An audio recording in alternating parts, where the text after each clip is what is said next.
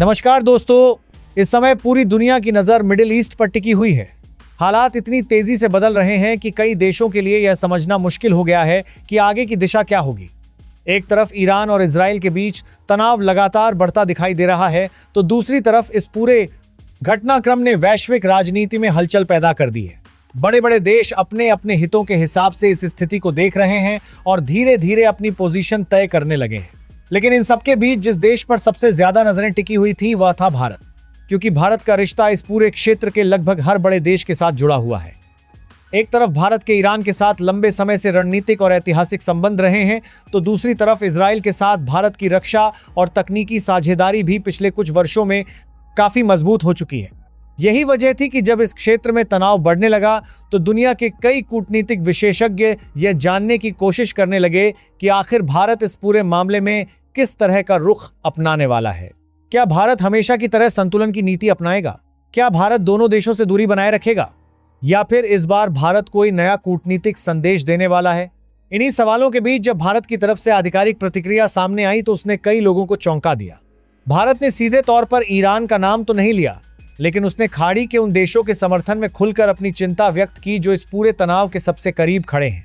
भारत के विदेश मंत्रालय की तरफ से जारी बयान में संयुक्त अरब अमीरात, बहरीन और ओमान जैसे देशों की सुरक्षा को लेकर गहरी चिंता जताई गई।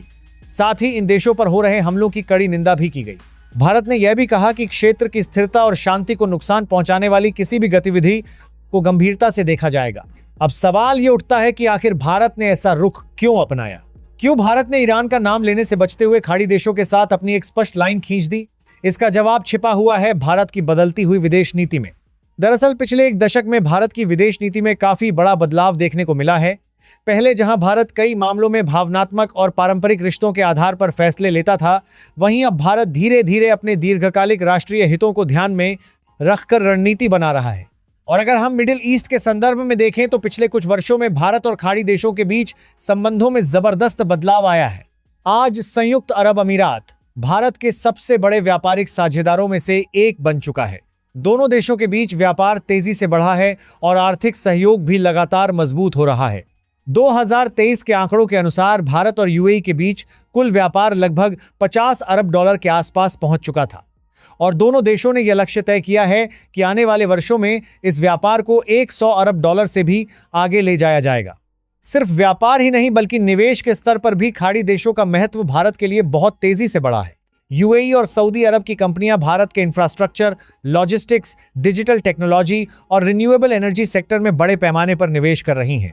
अगर हम भारत में बन रहे बड़े बड़े इंफ्रास्ट्रक्चर प्रोजेक्ट्स को देखें तो उनमें से कई परियोजनाओं में खाड़ी देशों की कंपनियों की भागीदारी दिखाई देती है। इसके अलावा एक और बहुत बड़ा पहलू है जिसे नजरअंदाज नहीं किया जा सकता, वह है खाड़ी देशों में काम करने वाले भारतीय नागरिक। आज अनुमान है कि लगभग 90 लाख से भी ज्यादा भारतीय खाड़ी क्षेत्र के अलग अलग देशों में काम कर रहे हैं। इनमें संयुक्त अरब अमीरात, सऊदी अरब, कतर, ओमान और कुवैत जैसे देश प्रमुख हैं। ये भारतीय हर साल बड़ी मात्रा में पैसा भारत भेजते हैं। आंकड़ों के अनुसार खाड़ी देशों में काम करने वाले भारतीयों द्वारा भेजी गई रेमिटेंस की राशि हर साल लगभग 40 अरब डॉलर से ज्यादा होती है। यह पैसा भारत की अर्थव्यवस्था के लिए बेहद महत्वपूर्ण माना जाता है। यही वजह है कि जब भी मिडिल ईस्ट में तनाव बढ़ता है तो उसका सीधा असर भारत की आर्थिक और रणनीतिक चिंताओं पर भी पड़ता है। अगर खाड़ी देशों में अस्थिरता पैदा होती है तो भारत के ऊर्जा आयात, व्यापारिक मार्ग और वहां रहने वाले लाखों भारतीयों की सुरक्षा पर भी खतरा मंडराने लगता है। यानी यह सिर्फ कूटनीति का मामला नहीं रह जाता बल्कि यह भारत के लिए सीधा राष्ट्रीय हित का सवाल बन जाता है। यहीं पर भारत की कूटनीतिक रणनीति का असली कौशल दिखाई देता है। भारत ने ईरान का नाम लेकर टकराव बढ़ाने से बचते हुए एक ऐसी रणनीति अपनाई जिसमें अपने हितों की रक्षा भी हो जाए और अनावश्यक विवाद भी पैदा ना हो। यानी भारत ने एक तरह से संतुलन भी बनाए रखा और साथ ही अपने महत्वपूर्ण साझेदारों को यह संदेश भी दे दिया कि उनकी सुरक्षा और स्थिरता भारत के लिए अहम है। लेकिन इस पूरे घटनाक्रम की कहानी यहीं खत्म नहीं होती। असल में भारत के इस फैसले के पीछे एक बहुत बड़ा रणनीतिक और आर्थिक गणित भी छिपा हुआ है। यह गणित आने वाले वर्षों में एशिया और यूरोप के बीच व्यापार की दिशा को बदल सकता है और इसी वजह से भारत मिडिल ईस्ट के हालात को लेकर इतना सतर्क नजर आता है। दरअसल इसके पीछे एक ऐसा प्रोजेक्ट है जो आने वाले समय में वैश्विक व्यापार का नया रास्ता बन सकता है। इस प्रोजेक्ट का नाम है India middle east Europe economic corridor. यही वो परियोजना है जिसे कई विशेषज्ञ आने वाले समय में वैश्विक व्यापार का गेम चेंजर मान रहे हैं और यही वह वजह भी है जिसके कारण भारत इस पूरे क्षेत्र की स्थिरता को लेकर बेहद सतर्क दिखाई देता है। लेकिन आखिर यह कॉरिडोर है क्या? और यह भारत के लिए इतना महत्वपूर्ण क्यों माना जा रहा है? इसी सवाल का जवाब समझना जरूरी है, क्योंकि यही इस पूरी कहानी का असली मोड़ है। और इसी से समझ में आता है कि आखिर भारत ने इस पूरे संकट के दौरान इतनी सावधानी और रणनीति के साथ अपनी कूटनीति क्यों चलाई। यहीं से शुरू होती है इस कहानी की अगली और सबसे महत्वपूर्ण परत। दरअसल जिस प्रोजेक्ट की चर्चा अभी हम कर रहे थे, उसकी घोषणा वर्ष 2023 में हुई थी। यह घोषणा उस समय हुई थी जब नई दिल्ली में आयोजित G20 शिखर सम्मेलन के दौरान कई बड़े देशों के नेताओं ने मिलकर एक नई आर्थिक और व्यापारिक पहल की घोषणा की। इस पहल का नाम रखा गया India middle east Europe economic corridor. इस कॉरिडोर का मकसद है भारत को सीधे मिडिल ईस्ट के रास्ते यूरोप से जोड़ना। अगर इसे सरल शब्दों में समझें तो यह एक ऐसा व्यापारिक मार्ग होगा जिसके जरिए भारत से निकलने वाला सामान पहले समुद्र के रास्ते मिडिल ईस्ट के देशों तक पहुंचेगा और फिर वहां से रेल और सड़क नेटवर्क के जरिए यूरोप तक पहुंचाया जाएगा। योजना के अनुसार भारत से सामान समुद्र के रास्ते संयुक्त अरब अमीरात तक पहुंचेगा। इसके बाद यूएई से यह सामान सऊदी अरब के जरिए आगे जॉर्डन और फिर इजराइल तक जाएगा और फिर इजराइल के बंदरगाहों से यह सामान यूरोप के बाजारों तक पहुंचाया जाएगा। विशेषज्ञों का मानना है कि अगर यह परियोजना पूरी तरह से लागू हो जाती है तो एशिया से यूरोप तक व्यापार का समय लगभग 40% तक कम हो सकता है। यानी जो सामान अभी समुद्री रास्ते से लंबा चक्कर लगाकर यूरोप पहुंचता है, वह इस कॉरिडोर के जरिए काफी कम समय में वहां तक पहुंच सकता है। इससे व्यापार की लागत भी कम होगी और समय की बचत भी होगी। भारत के लिए यह सिर्फ एक व्यापारिक परियोजना नहीं है, बल्कि भविष्य की आर्थिक ताकत बनने का एक बड़ा रास्ता भी है, क्योंकि इस कॉरिडोर के जरिए भारत अपने निर्यात को नए बाजारों तक तेजी से पहुंचा सकता है। भारतीय उद्योगों को यूरोप के बाजारों तक बेहतर पहुंच मिल सकती है और आने वाले वर्षों में सैकड़ों अरब डॉलर के व्यापार की संभावनाएं भी पैदा हो सकती हैं। यही वजह है कि भारत इस पूरे क्षेत्र की स्थिरता को लेकर इतना सतर्क दिखाई देता है। अगर मिडिल ईस्ट में लगातार संघर्ष और अस्थिरता बनी रहती है तो यह पूरा कॉरिडोर शुरू होने से पहले ही खतरे में पड़ सकता है। और यही वह कारण है जिसकी वजह से भारत इस क्षेत्र में शांति बनाए रखने की बात लगातार करता रहा है।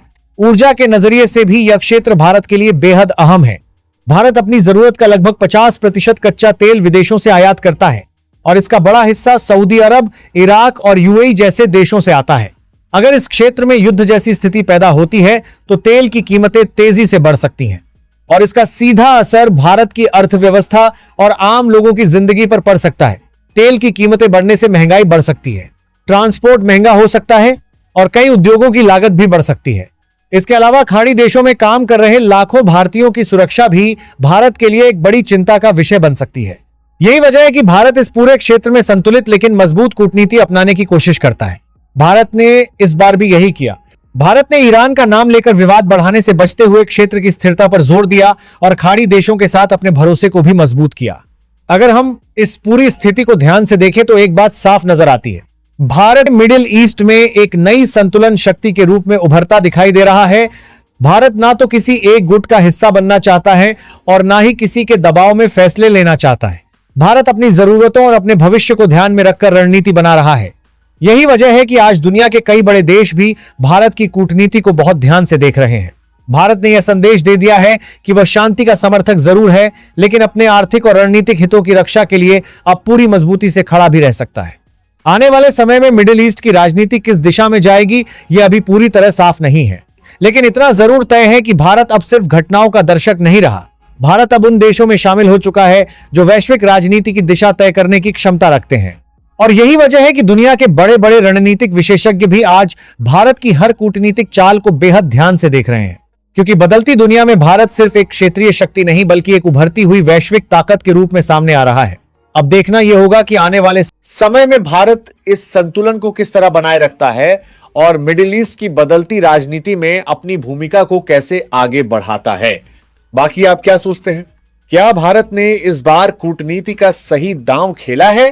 क्या खाड़ी देशों के साथ खड़े होकर भारत ने अपने राष्ट्रीय हितों को मजबूत किया है, या फिर भारत को ईरान के साथ भी उतनी ही मजबूती से खड़ा होना चाहिए था? अपनी राय कमेंट में जरूर लिखिए। अगर आपको यह जानकारी उपयोगी लगी हो तो वीडियो को लाइक जरूर करें और इसे अपने दोस्तों के साथ शेयर करें।